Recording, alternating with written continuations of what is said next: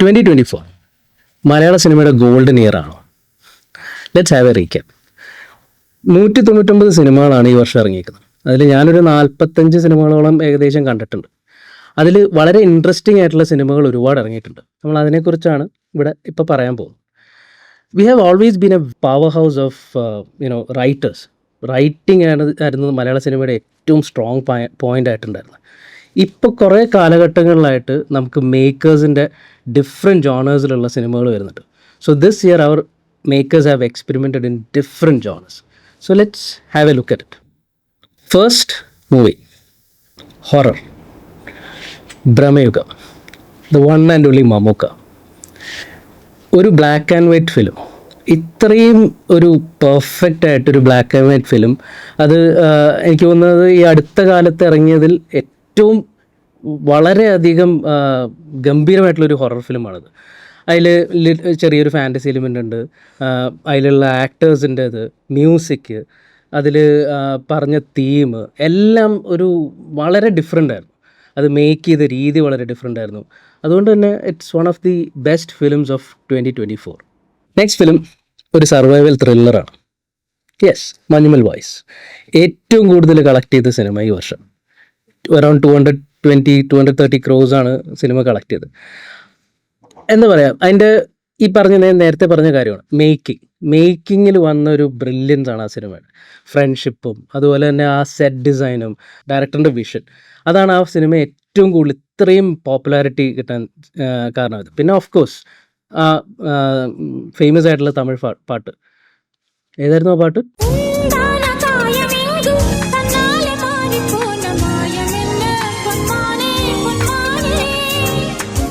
അടുത്തൊരു survival ഡ്രാമയാണ്. Yes, Aadujeevitham. ബെന്യാമിൻ്റെ കഥയിൽ ബ്ലസ്സി സംവിധാനം ചെയ്ത പൃഥ്വിരാജിൻ്റെ സിനിമ. ആ പടത്തിൻ്റെ ഏറ്റവും ഹൈലൈറ്റ് ആയിട്ട് എനിക്ക് തോന്നിയിട്ടുള്ളത് പൃഥ്വിരാജാണ്. ഇത്രയും ഗംഭീരമായിട്ട് അഭിനയിച്ചു വെച്ചിരിക്കുന്നത്, ഇറ്റ്സ് റിയലി വണ്ടർഫുൾ. അതിൽ ചില സീനുകളുണ്ട്, അതിൽ പർട്ടിക്കുലർലി എനിക്കിപ്പോഴും കുറേ മുന്നേ ഞാൻ സിനിമ ഇറങ്ങിയപ്പോൾ കണ്ടതാണ്. അതിലും പർട്ടിക്കുലറായിട്ട് ചില സീനുകൾ എനിക്ക് ഓർമ്മയിൽ നിൽക്കുന്നതെന്ന് പറഞ്ഞു കഴിഞ്ഞാൽ, ആ ആടുകളുടെ ഇടയിൽ കൂടെ ഇരുന്നിട്ട് ഫുഡ് കഴിക്കുന്നൊരു സീനുണ്ട്. അതുപോലെ തന്നെ കൂടെ മിസ്സായ ആളെ വീണ്ടും കാണുമ്പം സംസാരിക്കാൻ പറ്റാണ്ട് വീണ്ടും ആ ശബ്ദം ഉണ്ടാക്കുന്നൊരു സീനുണ്ട്. ഇതൊക്കെ പുള്ളി ഗംഭീരമായിട്ടാണ് ചെയ്തേക്കുന്നത്. അത് ഡെഫിനറ്റ്ലി അത്രയും ഹാർഡ് വർക്ക് ചെയ്ത് അത്രയും എഫേർട്ട് ഇട്ടുള്ളൊരു സിനിമയാണത്.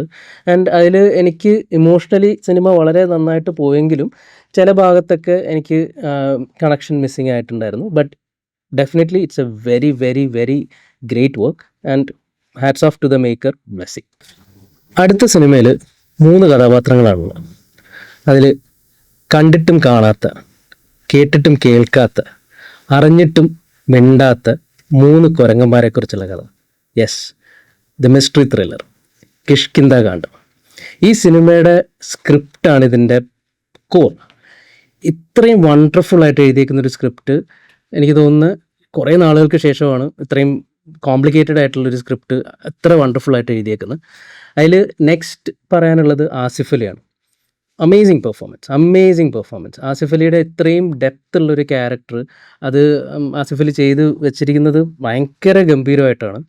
ആൻഡ് നമുക്ക് ആ സിനിമ കണ്ടുകൊണ്ടിരിക്കുമ്പോൾ നമുക്ക് തോന്നും, എന്താണ് ഇയാളിങ്ങനെ കാണിക്കുന്നത്, എന്താണ് ഇങ്ങനെ ചെയ്യുന്നതെന്നൊക്കെ തോന്നും. പക്ഷേ ആ സിനിമ കണ്ടു കഴിയുമ്പം will appreciate his performance more. അത്രയും ഗംഭീരമായിട്ടാണ് ആസിഫ് അലി ആ ക്യാരക്ടർ പുൾ ഓഫ് ചെയ്തിരിക്കുന്നത്. പിന്നുള്ളത് വിജയരാഘവൻ്റെ ക്യാരക്ടർ ഭയങ്കര രസമാണ് അത് ചെയ്തു വെച്ചേക്കുന്നത് കാണാൻ. അത്രയും ഡെപ്ത് ഉള്ള ഒരു ക്യാരക്ടർ, മറവിയുള്ള ക്യാരക്ടർ, അത് വണ്ടർഫുള്ളാണ്. പിന്നുള്ളത് അപർണ ബാലമുരളി, പുള്ളിക്കാരിയും വളരെ നന്നായിട്ട് ചെയ്തിട്ടുണ്ട്. പിന്നെ ഇതിൻ്റെ മെയിൻ ഒരു ഫാക്ടർ എന്ന് പറഞ്ഞാൽ മ്യൂസിക് വളരെയധികം നന്നായിട്ട് ചെയ്തേക്കുന്ന. ആ മ്യൂസിക് ഡയറക്ടർ പറഞ്ഞിട്ടുണ്ടായിരുന്നു, ഇൻറ്റർസ്റ്റെല്ലാറൊക്കെ ആയിരുന്നു പുള്ളിയുടെ ഒരു റെഫറൻസ് പോയിന്റ് ഉണ്ടായിരുന്നെന്ന് പറഞ്ഞിട്ടുണ്ടായിരുന്നു. നമുക്ക് കേൾക്കുമ്പോഴും ഒക്കെ ആ ഒരു വൈബും ഫീലും കാര്യങ്ങളും ഒക്കെ മലയാള സിനിമയ്ക്ക് വേണ്ട സ്റ്റോറിയോട് ചേർന്ന് നിൽക്കുന്നൊരു മ്യൂസിക്കായിരുന്നു ആ സിനിമയുടെ ഉണ്ടായിരുന്നത്.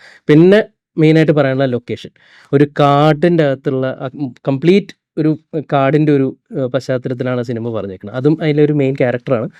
And definitely Kishkindha Kaandam is a must watch of 2024. അടുത്ത വമ്പൻ ഹിറ്റായിട്ടുള്ളൊരു സിനിമയാണ്, മലയാളത്തിൽ നിന്ന് വമ്പൻ ഹിറ്റായിട്ടുള്ളൊരു സിനിമയാണ് ഒരു romantic comedy, Premalu.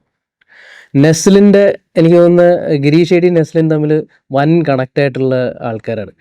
നെസ്ലിൻ്റെ school life Girish ഷെഡി നമുക്ക് മറ്റേ തണ്ണീർമത്തലിൽ കാണിച്ചു. അത് കഴിഞ്ഞിട്ട് കോളേജ് ലൈഫ് സൂപ്പർ ശരണ്യ അതിൽ കാണിച്ചു. ഇപ്പോൾ കോളേജ് കഴിഞ്ഞിട്ടുള്ള ലൈഫാണ് പ്രേമലുവിൽ കാണിച്ചേക്കുന്നത്. നല്ലൊരു റൊമാൻറ്റിക് കോമഡി ഫിലിമായിട്ടാണ് അവർ മേക്ക് ചെയ്തിരിക്കുന്നത്. എനിക്ക് തോന്നുന്നത് പുറത്തുള്ള നമുക്ക് മലയാളികൾ ഡെഫിനറ്റ്ലി നമുക്ക് കണക്റ്റ് ആയിട്ടുണ്ട്. സിനിമ എല്ലാവർക്കും കണക്റ്റ് ആയിട്ടുണ്ടാവില്ലായിരിക്കും, പക്ഷേ എങ്കിലും മെജോറിറ്റി ആൾക്കാർക്ക് കണക്റ്റ് ആയിട്ടുണ്ട്. പക്ഷേ പുറത്തുള്ള ആൾക്കാർക്ക്, അതായത് ഹൈദരാബാദിലൊക്കെയുള്ള കഥ ബേസ് ചെയ്തേക്കുന്ന ഹൈദരാബാദാണ്. അതുകൊണ്ട് തന്നെ അവരുടെ അവിടെയുള്ള ആൾക്കാർക്ക് ഈ പടം ഒരുപാട് കണക്റ്റ് ആയിട്ടുണ്ട്. അതുകൊണ്ടാണ് ഇത് ഇത്രയും ഒരു പാൻ ഇന്ത്യൻ ലെവലിൽ സിനിമ ഹിറ്റ് അയക്കുന്നത്. രാജമൗലി പോലും പറഞ്ഞേക്കുന്നത് അത്ര ഇഷ്ടപ്പെട്ടിട്ട് പറഞ്ഞൊരു സിനിമയാണ്. ഒരു പ്രതീക്ഷിക്കാത്തൊരു ജോൺറിൽ നിന്ന് ഇത്രയും വലിയൊരു ഹിറ്റ് അടിച്ചൊരു സിനിമ വേറെ മലയാളത്തിൽ ഉണ്ടെന്ന് തോന്നുന്നില്ല. But Premalu is A very good watch. എനിക്ക് ആദ്യം തിയേറ്ററിൽ നിന്ന് കണ്ടപ്പം ഗ്രൂപ്പ് വാച്ചിൽ വളരെയധികം ഇഷ്ടപ്പെട്ടിരുന്നു. ഒരുപാട് സ്ഥലങ്ങളിൽ ചിരിക്കുകയും കാര്യങ്ങളൊക്കെ ചെയ്തു. പിന്നീട് രണ്ടാമത് വാച്ചിൽ ആ ചിരി ഒത്തിരി ഒന്ന് കുറഞ്ഞെങ്കിലും പക്ഷേ ഒരു ഓവറോൾ നല്ലൊരു സിനിമയാണ്. Very good watch. അടുത്ത നമുക്കൊരു ആക്ഷൻ സിനിമയെക്കുറിച്ച് പറയാം. വളരെ ട്രെൻഡിങ് ആയിട്ട് ഇപ്പോൾ നിൽക്കുന്ന മാർക്കോ. അതിൽ എനിക്കിഷ്ടപ്പെട്ട കുറച്ച് കാര്യങ്ങൾ എന്ന് പറഞ്ഞു കഴിഞ്ഞാൽ അവരെടുത്ത എഫേർട്ട്, മേക്ക് ചെയ്യാൻ എടുത്തേക്കുന്ന എഫേർട്ട് ശരിക്കും അപ്രിസിയേഷൻ അറിയിക്കുന്ന ഒരു കാര്യമാണ്. ഏറ്റവും നന്നായിട്ട് ചെയ്തേക്കുന്ന ഒരു സ്റ്റെയർ കേസ് ഫൈറ്റാണ്. അത് സ്റ്റിച്ചിങ് ഷോട്ടാണ്, പക്ഷേ വൺ ഷോട്ട് മൂഡിലെടുത്തേക്കുന്ന സാധനം അത് നന്നായി ചെയ്തിട്ടുണ്ട്. അതിൽ ഉണ്ണിമോഹനും ആണെങ്കിലും ഒരുപാട് എഫേർട്ട് ഇട്ടിട്ടുണ്ട്. ഈ സിനിമയ്ക്ക് വേണ്ടിയിട്ടും പുള്ളി ഒരുപാട് എഫേർട്ട് ഇട്ടിട്ടുണ്ട് ഉണ്ണിമോഹൻ. ആൻഡ് പുള്ളിയുടെ ഒരു റോ ക്യാരക്ടർ തന്നെയാണ്. പിന്നെ ഇതിൽ മലയാളത്തിൽ നിന്ന് വന്നേക്കുന്ന ഏറ്റവും കൂടുതൽ ബ്ലഡ് ഷെഡൊക്കെ ഉള്ളൊരു സിനിമയാണ്. Most violent film. അത് അവർ മാർക്കറ്റ് ചെയ്തത് തന്നെ ആണ് അതിൻ്റെ കറക്റ്റായിട്ടുള്ളത്. വെരി വയലൻറ്റ് ഫിലിമാണ്. ഒരുപാട് വയലൻറ്റ് സീനുകൾ കാണിക്കുന്നുണ്ട്. പക്ഷേ ഈ സിനിമ എല്ലാവർക്കും ഇഷ്ടപ്പെടാൻ ചാൻസ് ഇല്ല. അതുപോലെ തന്നെ എല്ലാവർക്കും ഇതിൻ്റെ ഒരു ത്രെഡ് അത് കണക്റ്റ് ആവാൻ ചാൻസ് ഉണ്ടോ എന്നും സംശയമാണ്. പക്ഷേ definitely most violent film in Malayalam cinema. ഇപ്പം എല്ലാവരും ഇന്ത്യൻ ഫിലിമിലെ ഏറ്റവും വയലൻറ്റ് സിനിമയാണെന്ന് പറയുന്നുണ്ട്. ഞാൻ കില്ല് കണ്ടിട്ടില്ല. കില്ല് ഇതിലും ഇതുപോലെ തന്നെ വയലൻസ് ഉള്ളൊരു സിനിമയാണെന്നാണ് പറയുന്നത്. പക്ഷേ anyway, Marco is another movie of 2024. അടുത്തത് കോമഡി. കോമഡിയിൽ ഈ വർഷം കുറച്ച് സിനിമകൾ ഇറങ്ങിയിട്ടുണ്ട്. അതിൽ ഞാൻ നന്നായിട്ട് ചിരിച്ചൊരു സിനിമ, തിയേറ്ററിൽ ചിരിച്ചൊരു സിനിമ ഒന്ന് ഗുരുവായൂരമ്പലം നടയിലാണ്. അത് ചിലപ്പോൾ പഴയ സിനിമകളുടെ റെഫറൻസുകളും കാര്യങ്ങളും അങ്ങനത്തെ കുറേയൊക്കെ കണക്റ്റ് വന്നുകൊണ്ടായിരിക്കാം അതെനിക്ക് കുറച്ച് പെട്ടെന്ന് കണക്റ്റ് ആയത് ആ സിനിമ. അതിൽ പൃഥ്വിരാജും ബേസിലും തമ്മിലുള്ള ആ ഒരു ബ്രൊമാൻസൊക്കെ ഭയങ്കര രസമായിട്ടാണ് അവർ ചെയ്തേക്കുന്നത്. അത് രണ്ടുപേരും അഭിനയിച്ചേക്കുന്നത് എനിക്ക് ഭയങ്കര ഇഷ്ടപ്പെട്ടു. അതിൽ പൃഥ്വിരാജിൽ നിന്ന് ഇങ്ങനെ ഒരു കോമഡി മുന്നേ ചെയ്തിട്ടൊക്കെ ആൾക്കാർ ഒരുപാട് കുറ്റം പറഞ്ഞിട്ടുള്ളതാണ്. പക്ഷെ അതിൽ ബെറ്ററായിട്ട് ചെയ്തേക്കുന്ന ഒരു കോമഡി ഫിലിമായിട്ട് എനിക്ക് തോന്നിയിട്ടുണ്ട്. ബേസിൽ ഓഫ് കോഴ്സ് കോമഡി നന്നായിട്ട് കൈകാര്യം ചെയ്യുന്ന കാര്യമാണ്. പിന്നെ ഇതിൻ്റെ മെയിൻ ഒരു ഫോക്കസ് എന്ന് പറഞ്ഞു കഴിഞ്ഞാൽ സോങ്സ് പ്ലേസ് ചെയ്തേക്കുന്നതാണ്. അതായത് മറ്റേ ഫോട്ടോ കാണുമ്പം അഴകിയ ലൈല ആ പാട്ട് വരുന്നതും, അതുപോലെ തന്നെ ഇവർ തമ്മിൽ കാണുമ്പം ഏതായിരുന്നു ആ പാട്ട്?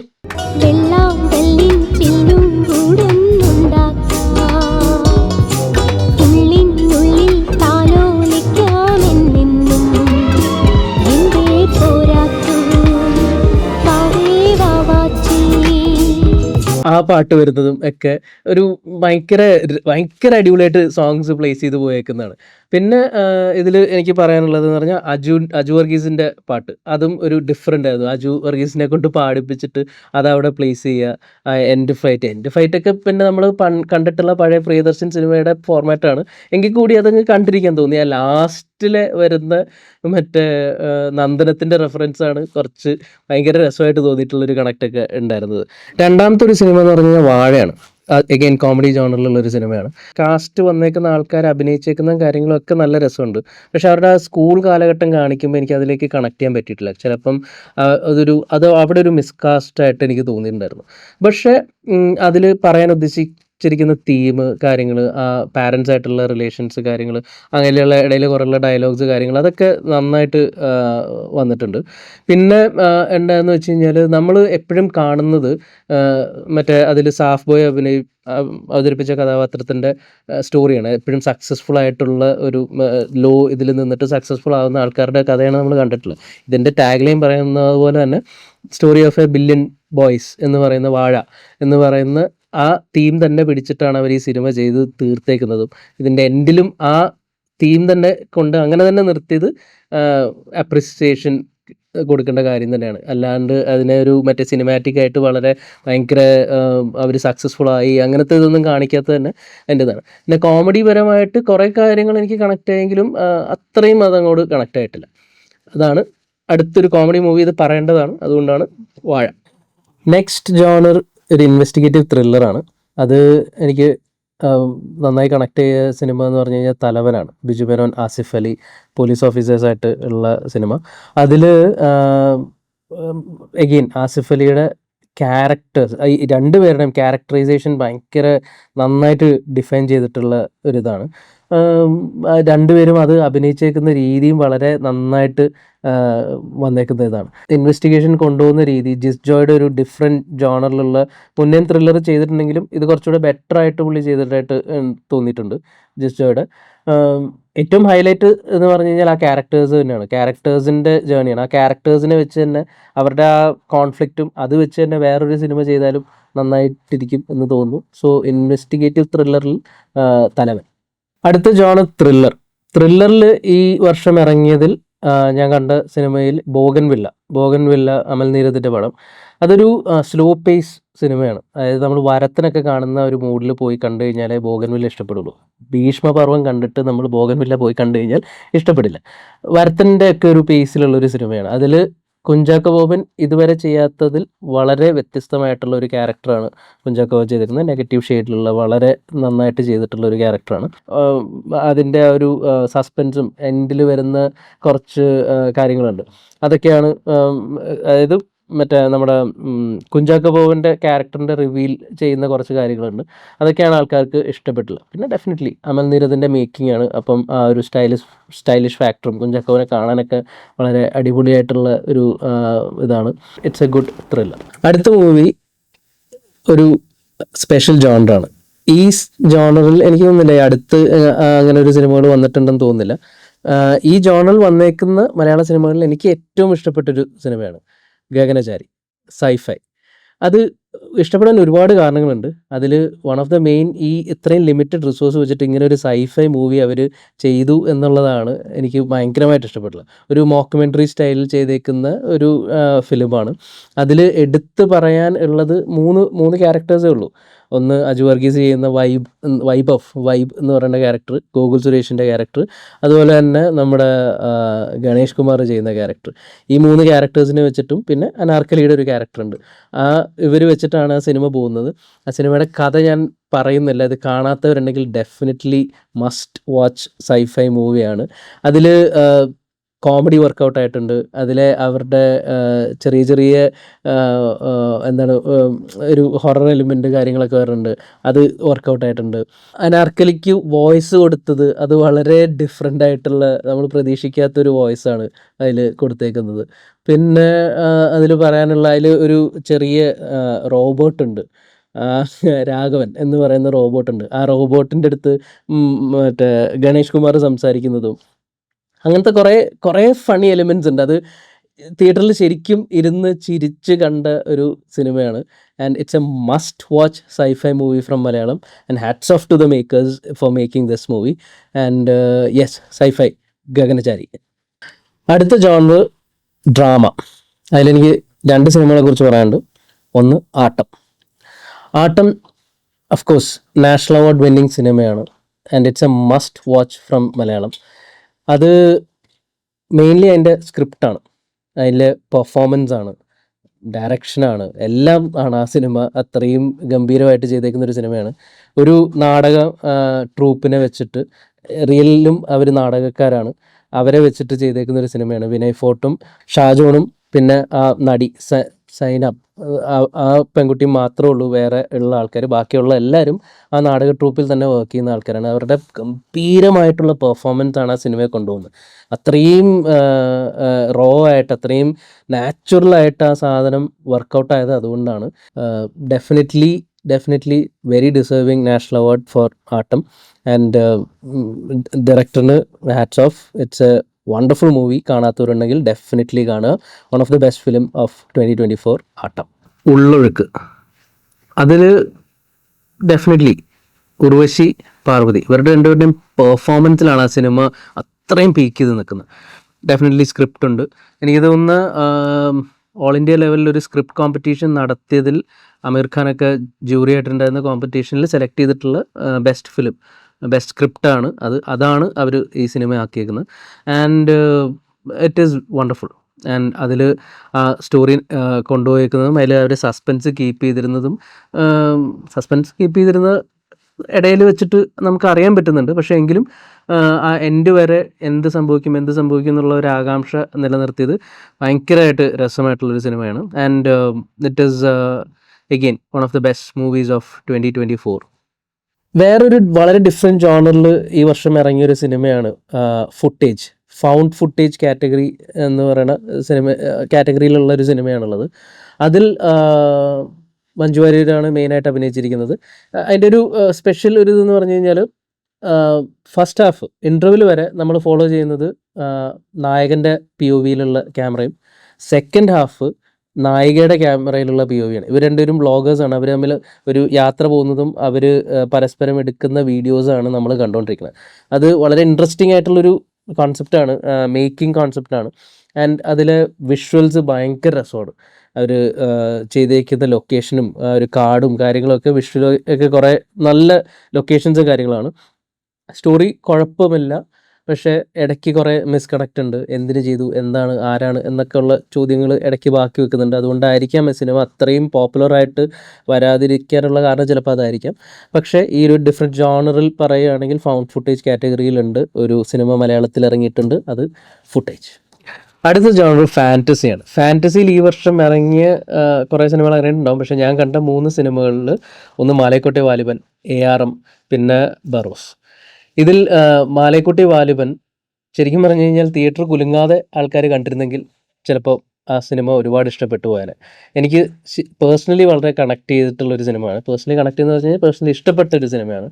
അതിൻ്റെ മേക്കിംഗ് ആണെങ്കിലും അതുപോലെ തന്നെ മോഹൻലാലിൻ്റെ ക്യാരക്ടറാണെങ്കിലും മോഹൻലാൽ അഭിനയിച്ചേക്കുന്നതാണെങ്കിലും ഒക്കെ ആ ഒരു മൂഡിലിരുന്ന് കണ്ടു കഴിഞ്ഞാൽ ഡെഫിനറ്റ്ലി ഇഷ്ടപ്പെടാൻ ചാൻസ് ഉള്ളൊരു സിനിമയാണ്. ഒരു ഡ്രാമ കാണുന്ന പോലെ തന്നെയാണ് ആ സിനിമ ട്രീറ്റ് ചെയ്തേക്കുന്നത്. അതേ പാറ്റേണിലാണ് ആ സിനിമ കാണുന്നത്. ഓരോ ചാപ്റ്ററായിട്ട് ഇരുന്ന് കാണുക. അതിൽ കുറച്ച് എലിമെൻറ്റ്സ് ഉണ്ട്, ആ ഒരു സ്പാനിഷ് ആൾക്കാരുടെയൊക്കെ എലിമെൻറ്റ്സ് കുറച്ച് ബോറിംഗ് ആയിട്ട് തോന്നിയിട്ടുണ്ടെങ്കിലും ബട്ട് ഓവറോൾ അതിൽ ഒരുപാട് ഷോട്ടുകൾ, ഒരുപാട് തീമാറ്റിക് ആയിട്ടുള്ള കാര്യങ്ങൾ പറഞ്ഞേക്കുന്നത്. പിന്നെ ഡെഫിനറ്റ്ലി മോഹൻലാൽ വളരെ നന്നായിട്ട് ചെയ്തേക്കുന്ന ലിജോയുടെ വളരെ നല്ലൊരു സിനിമകളിൽ ഒന്ന് തന്നെയാണ് മാലൈക്കോട്ടെ വാലിബൻ. എതിരഭിപ്രായങ്ങൾ ഉണ്ടാവാം. ബട്ട് അടുത്ത സിനിമ ARM. ഈ പറഞ്ഞ പോലെ അഗെയിൻ ഒരു ഫാൻറ്റസി ജോണറിൽ വന്നേക്കുന്ന ടൊവിനോയുടെ 3 കഥാപാത്രങ്ങൾ വന്നേക്കുന്ന ഒരു സിനിമയാണ്. അത്യാവശ്യം നന്നായിട്ട് ടൊവിനോ ഹാർഡ് വർക്ക് ചെയ്ത് അഭിനയിച്ചേക്കുന്ന ഒരു സിനിമ തന്നെയാണ്. എനിക്ക് ആ സിനിമയിൽ ഒരുപാട് കണക്റ്റായിട്ടുള്ള സംഭവങ്ങളില്ല. ബട്ട് എങ്കിൽ കൂടി ആ സിനിമയുടെ ഫാൻറ്റസി എലിമെൻറ്റും അതിൽ ചെയ്തേക്കുന്ന വിഷ്വൽസ് കാര്യങ്ങളൊക്കെ ആണെങ്കിലും കുറച്ച് ഡിഫറെൻ്റ് ആണ്. And that is also a fantasy ജോണറിലുള്ള സിനിമ. തേർഡ് ഫിലിം ഇസ് ബറോസ് ഞാൻ കണ്ടു. കുട്ടികൾക്കുള്ള സിനിമയായിട്ടാണ് സിനിമ ഇറക്കിയേക്കുന്നത്. ചിലപ്പോൾ അതിലെ ചില ആ ഒരു ആനിമേഷൻ സോങ് ഒക്കെ ചിലപ്പോൾ കുട്ടികൾക്ക് ഇഷ്ടപ്പെട്ടേക്കാം. പക്ഷേ അത് സ്റ്റോറി വൈസ് ഒട്ടും കണക്റ്റ് ആയിട്ടില്ല. 3D എലിമെൻറ്റ്സ് ഉണ്ടോ എന്ന് ചോദിച്ചു കഴിഞ്ഞാൽ വളരെ കുറച്ചുള്ള 3D എലിമെൻറ്റ്സ് ഒക്കെ ഉള്ളൂ സിനിമയിൽ. മൈ ഡിയർ കുട്ടിച്ചാത്തനിലൊക്കെ കാണിച്ചിരുന്ന അത്രയും 3D പോലും ഇപ്പോഴും കാണിച്ചിട്ടില്ല എന്നുള്ളതുണ്ട്. ആൻഡ് ആ സിനിമയുടെ സ്റ്റോറി വൈസ് ആണെങ്കിലും ഒരു പോർച്ചുഗീസ് കഥയൊക്കെയാണ് പറയുന്നത്. അതിനൊക്കെ കുറച്ചുകൂടി ഇമ്പോർട്ടൻസ് കൊടുത്ത് ചെയ്തിരുന്നെങ്കിൽ ആ സിനിമ കുറച്ചും കൂടെ മുതിർന്നവർക്കും ഇഷ്ടപ്പെട്ടു പോയേനെ എന്ന് തോന്നുന്നു. So 3 movies of 2024 in fantasy genre. അടുത്ത സിനിമ ആക്ഷൻ കോമഡി ആവേശം. എടാ മോനെ, രംഗണ്ണനും അമ്പാനും കൂടെ തന്നൊരു ആവേശമുണ്ട് തിയേറ്ററിൽ. അത് എനിക്ക് തോന്നുന്നത് ആ സിനിമ ആദ്യം കണ്ടപ്പം കിട്ടിയൊരു എനർജി ഉണ്ട്. അത് കഴിഞ്ഞിട്ട് എനിക്ക് തോന്നുന്നു ഞാനതൊരു 3-4 പ്രാവശ്യം ആ സിനിമ OTT വന്നതിന് ശേഷം കണ്ടിട്ടുണ്ട്. ഓരോ സമയത്തും എനിക്ക് ആ സിനിമയിലെ ഓരോ എലിമെൻറ്റ്സും ഭയങ്കരമായിട്ട് ഇഷ്ടം. അതിനൊരു എന്തോ ഒരു സ്പെസിഫിക് ഒരു അട്രാക്ഷൻ ഉണ്ട് ആ സിനിമയ്ക്ക്. അത് മേക്കറിൻ്റെ ബ്രില്യൻസ് ആണ് അതിൽ. അതുപോലെ തന്നെ ഡെഫിനറ്റ്ലി ഫഹദ് ഫാസിലിൻ്റെ അഴിഞ്ഞാട്ടമാണല്ലോ ആ സിനിമയിലുള്ളത്. അതിൽ എടുത്തു പറയേണ്ടത് അംബാനാണ്. അംബാനും ഇത്രയും ഗംഭീരമായിട്ട് ചെയ്തേക്കുന്ന ഒരു സിനിമ വേറെ ഉണ്ടാവില്ല. ആ ഒരു കോംബോ ഭയങ്കര രസമാണ്. ആൻഡ് ആവേശം ഇസ് ആക്ഷൻ. ഇപ്പോൾ പറയുന്ന പോലെ അതിലെ കോമഡി ഏറ്റവും നന്നായിട്ട് വർക്ക് ചെയ്തിട്ടുള്ള കുറേ കോമഡി സീനുകളുണ്ട്. പിന്നെ ലാസ്റ്റ് വരുമ്പോൾ ആക്ഷൻ സീൻസ് ഉണ്ട്. ആൻഡ് ആ കളേഴ്സും ആ ഒരു സെലിബ്രേഷൻ മൂഡിലാണ് ആ സിനിമ ഉള്ളത്. And that is one of the best movies of Malayalam. And it cross pan India ലെവലിൽ ഇത്രയും വൈഡ് അക്സെപ്റ്റൻസ് കിട്ടിയൊരു ഇത്രയും കുറേ സിനിമകൾക്ക് കിട്ടി. അതിൽ എനിക്ക് തോന്നുന്നു ഏറ്റവും പീക്കായിട്ട് നിൽക്കുന്നത് ഇപ്പോഴും ആവേശമായിരിക്കും. ആൻഡ് 2024 മസ്റ്റ് വാച്ച് സിനിമകളിൽ ഒരെണ്ണം ആവേശം.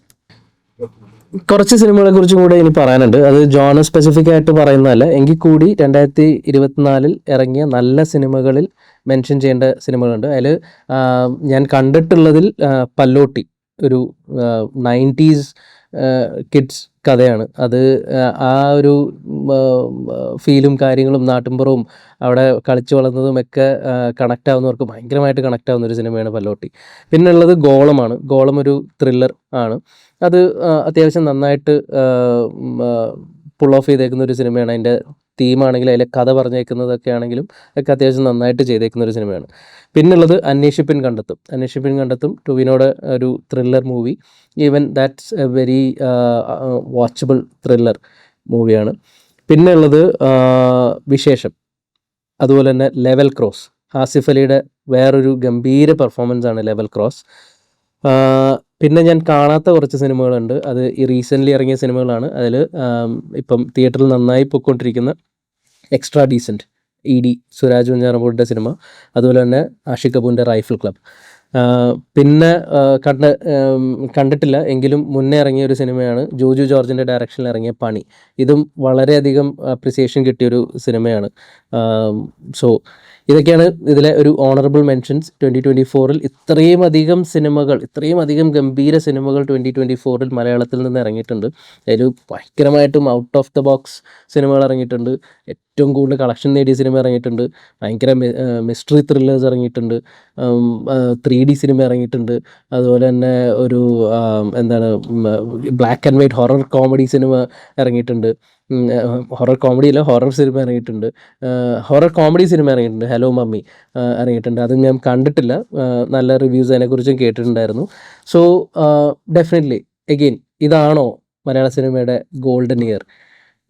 മുന്നേ സോഷ്യൽ മീഡിയയൊക്കെ വരുന്നതിന് മുന്നേ KG ജോർജിൻ്റെയും പത്മരാജൻ്റെയും ഒക്കെ സിനിമകൾ ഇറങ്ങിയ കാലഘട്ടത്തിൽ സത്യനന്ദിക്കാടിൻ്റെയും പ്രിയദർശൻ്റെയും ഒക്കെ സിനിമകൾ ഡിഫറെൻറ്റ് ജോണേഴ്സിൽ ഇറങ്ങിയിട്ടുണ്ടായിരുന്നു.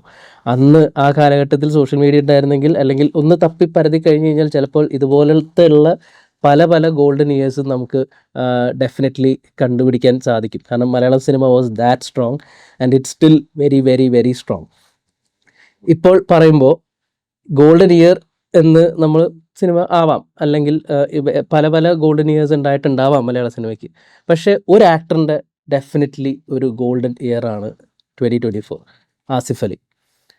അദ്ദേഹം അഭിനയിച്ച 4 സിനിമകളിലും പെർഫോമൻസ് ഗംഭീരമായിരുന്നു. സോ ഇതൊക്കെയാണ് 2024 മലയാളം മൂവി റീക്യാപ്പ്.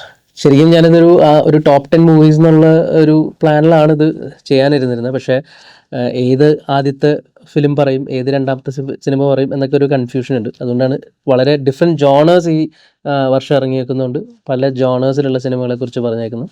ആൻഡ് ഇതിൽ പറയാത്ത ഒരുപാട് സിനിമകളുണ്ട്, ഞാൻ കാണാത്ത ഒരുപാട് സിനിമകളുണ്ട്. നല്ല സിനിമകൾ ഒരുപാട് വേറെയും ഇറങ്ങിയ വർഷം ആണ് 2024.